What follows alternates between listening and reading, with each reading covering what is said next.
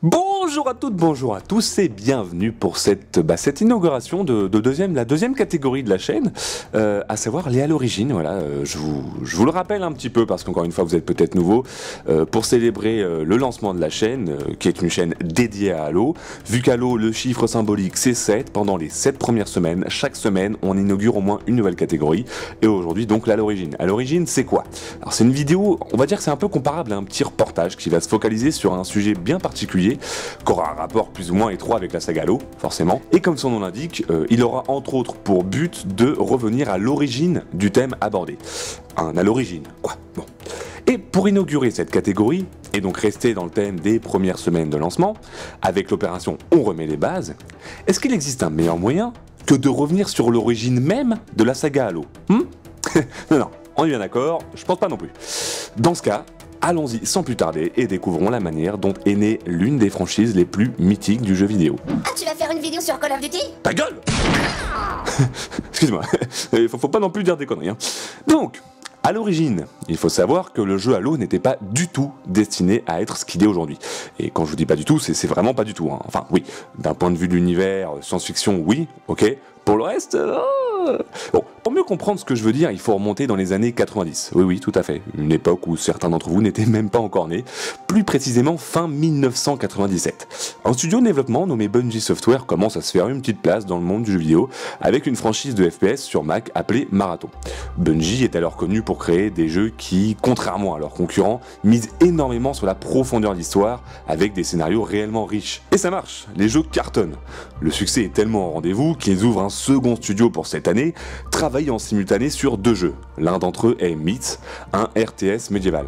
Mais en réalité, c'est 3 jeux qui sont simultanément en préparation à cette époque, car une petite équipe de 3 gars, dont le cofondateur de Bungie, sont en train de réfléchir dans leur coin à un autre projet. Alors au départ, c'était simplement une sorte de test pour un moteur de jeu en 3D. En fait, ils travaillaient sur ce qui devait être la potentielle base pour la suite du jeu Myth, ou tout du moins un spin-off futuriste. Le gros atout de ce moteur était que pour la première fois, les unités étaient modélisées en véritable 3D, à l'aide de polygones, contrairement au premier jeu Myth. Et pourtant, à l'époque, ça paraissait déjà joli, ça. Ouais, on en a fait du chemin en 20 ans. Quoi qu'il en soit, pour les besoins de cette espèce de version alpha, les premières unités sont modélisées. C'est ici que les prémices de la série Halo vont vraiment naître, en fait. Sans le savoir, les 3 gus de chez Bungie sont pas en train de travailler sur la prochaine génération de mise. Non, mais bien sur le prochain titre qui va secouer l'industrie du jeu vidéo. Halo.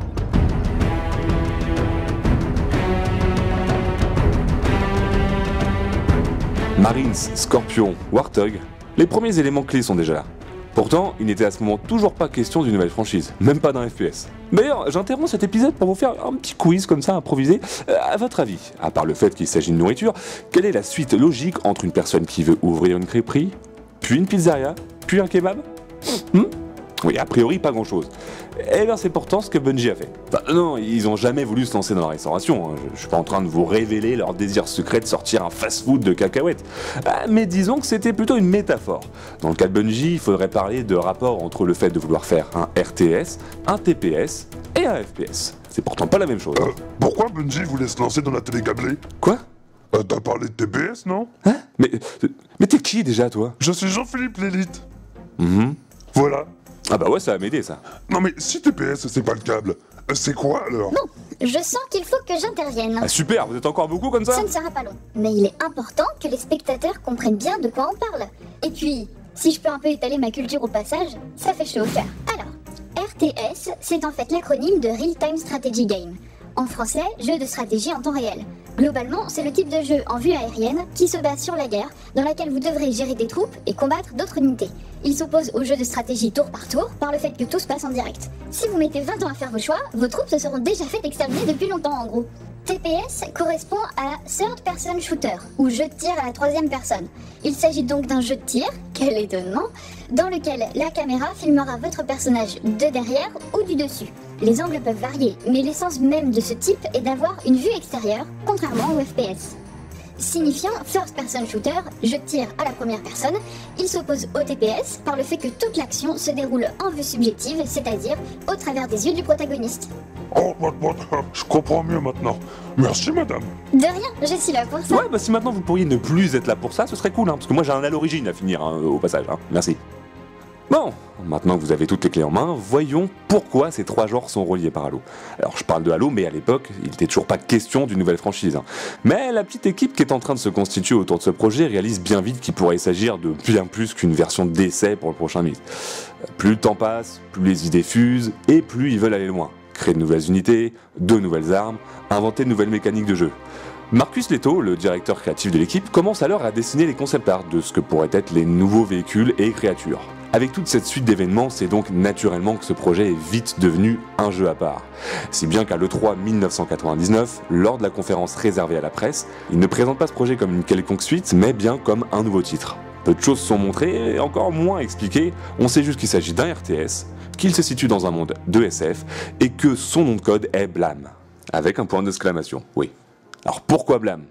Parce qu'il s'agissait d'un tic de langage entre les employés de Bungie. Il l'utilisait pour remplacer des mots plus vulgaires, par exemple. Je sais pas moi, espèce de fils de Blam. Oh, bon, voilà, c'était un peu l'idée.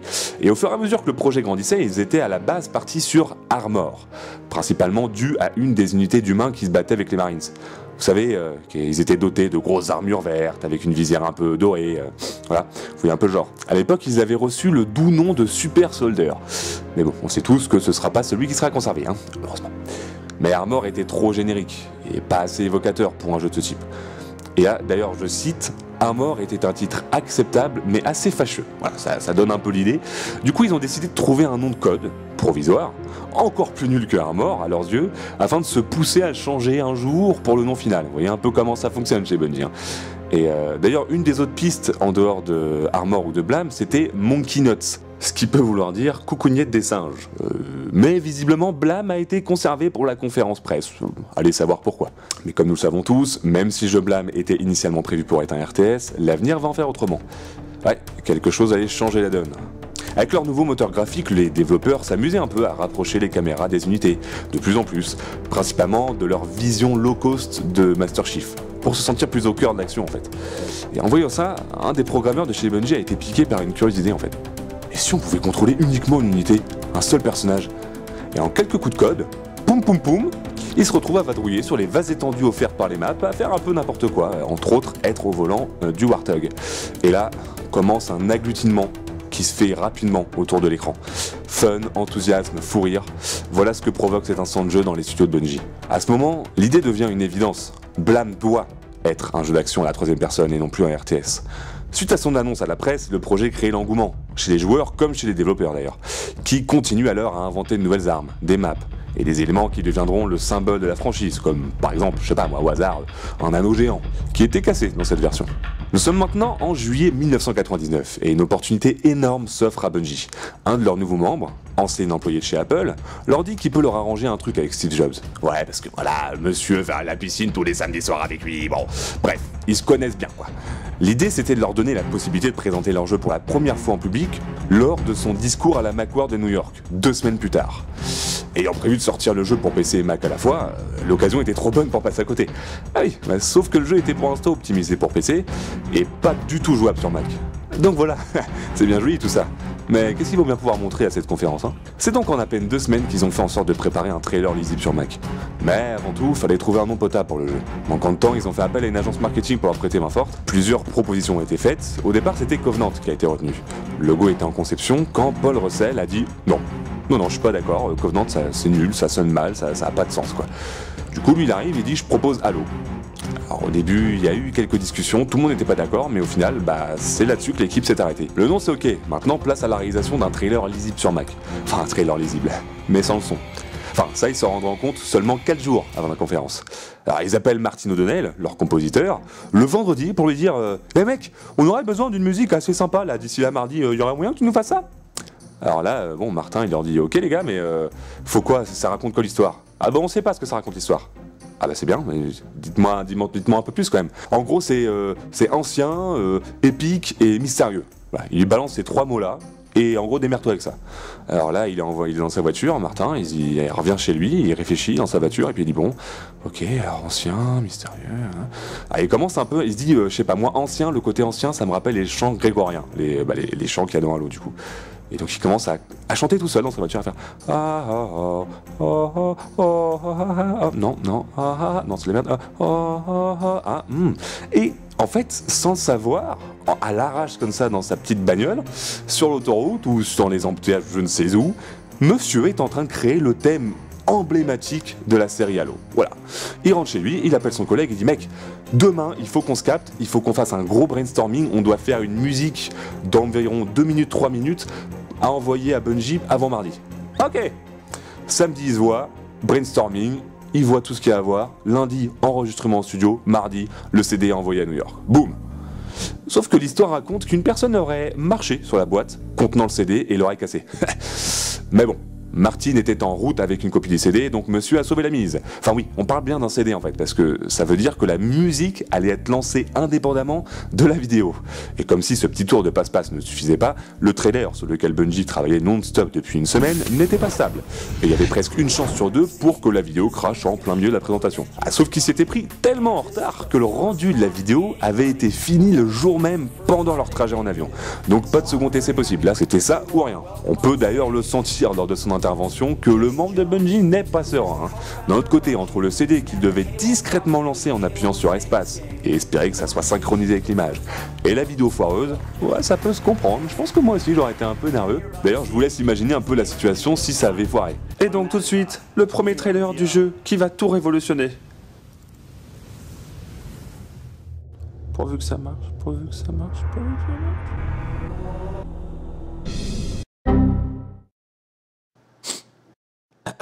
Bon, c'est pas grave. Et si on regardait des vidéos de chat sur YouTube, hein? Vous voyez, quand vous avez terminé votre devoir maison, votre TPE ou votre mémoire le matin même du rendu, voire juste avant votre oral, vous voyez un peu cette situation-là? Ouais, bah ça c'est Bungie. Ils sont comme nous. Mais au final, tout s'est bien passé. Si bien que le nom Halo est maintenant sur toutes les bouches. Entre autres celle de Bill Gates, le patron de Microsoft, mais on s'en y revient un peu après. Le développement du jeu bat son plein, certains éléments deviennent plus aboutis, comme la détermination des ennemis, des décors. Certaines choses sont d'ailleurs enlevées, au final, comme la présence de dinosaures en campagne, alors que certains étaient prévus pour être des montures. Personnellement, c'est mon petit pincement au cœur, j'aurais tellement kiffé pouvoir monter des trucs comme ça en campagne. Mais bon, hein. Un hélicoptère aussi, jugé trop actuel pour une époque aussi avancée.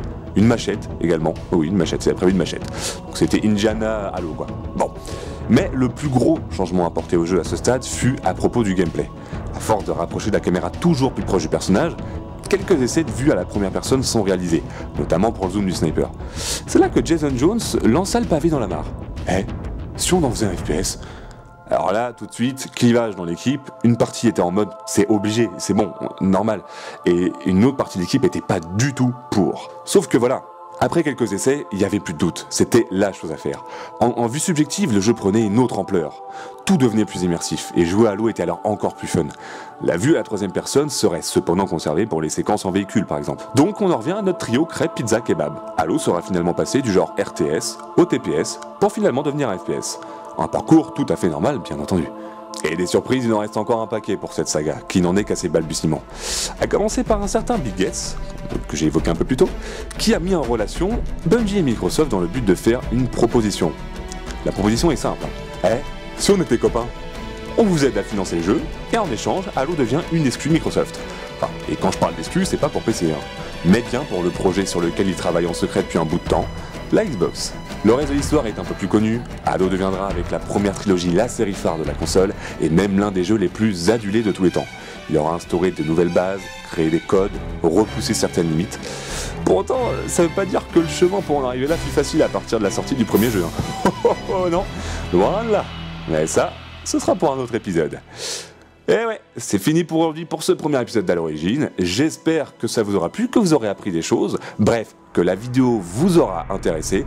Et pour moi, je vous dis donc rendez-vous très bientôt pour un autre Halo Origins, une autre vidéo. Vous pourrez très prochainement nous proposer d'ailleurs vos propres idées, ce que vous aimeriez voir dans la catégorie Halo Origins, sur Facebook ou ailleurs. D'ici là, moi je vous salue bien bas, je vous fais plein de bécos, et je vous dis à très bientôt. Ciao!